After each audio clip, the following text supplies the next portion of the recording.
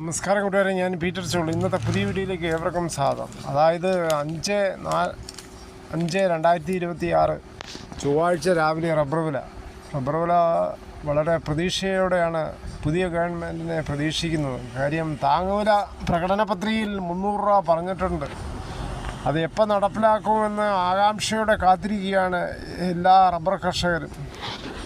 വിശദമായ റബ്ബർ വില നോക്കാം. റബ്ബർ വില കോട്ടയം ബോർഡ് വില RSS 4 kilo 251, RSS 5 kilo 257, ISNR 20 207, latex 60% DRC 160 രൂപ 10 പൈസ. ഈ കൊച്ചി വില നോക്കുമ്പോൾ RSS 4 കിലോ 251, RSS 5 കിലോ 257. ഒട്ടുപാൽ നോക്കുമ്പോൾ 80% DRC ഒട്ടുപാൽ കിലോ 155, 60% DRC ഒട്ടുപാൽ കിലോ 116 രൂപ 25 പൈസ. അകർത്തല വില നോക്കുമ്പോൾ RSS 4 കിലോ 238, RSS 5 കിലോ 235.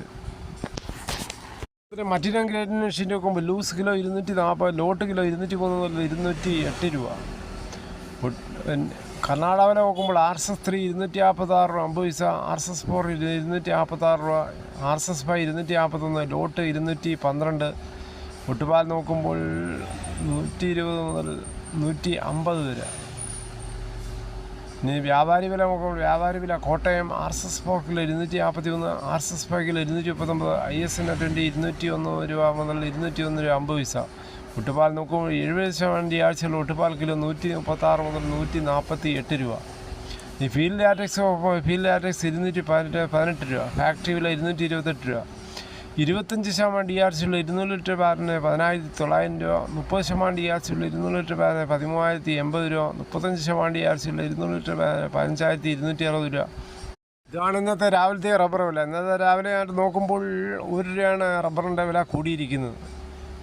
ഇനി കേരളത്തിലെ മറ്റ് വിലകൾ നോക്കുമ്പോൾ സ്വർണ്ണം 22 ക്യാരറ്റ് 13,715, ഒരു പവന് 1,09,720 അതുപോലെ 24 ക്യാരറ്റ് 14,962, ഒരു പവന് 1,19,696. ഇന്നലെ വൈകിട്ട് 1 ഗ്രാമിൻ്റെ മുകളിൽ 120 രൂപ, ഒരു പവന് മുകളിൽ 960 രൂപയാണ് കുറഞ്ഞത്. തേങ്ങ ചകരിയില്ലാത്ത മുട്ടത്തേങ്ങ കിലോ 75, പച്ചത്തേങ്ങ 40 മുതൽ.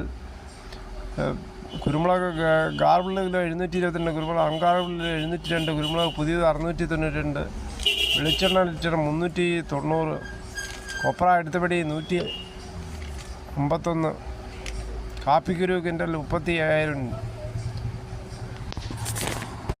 കുരു 1880, കയർ ഇഴക്കയർ 10, കരിപ്പോട്ട് കയർ 10 പോലും. എന്തായാലും ഇന്നലെ നടന്ന റിസൾട്ടിൽ UDF തൂത്തുവാരിയിരിക്കുകയാണ്. 102 സീറ്റുമാണ് അവിടെ.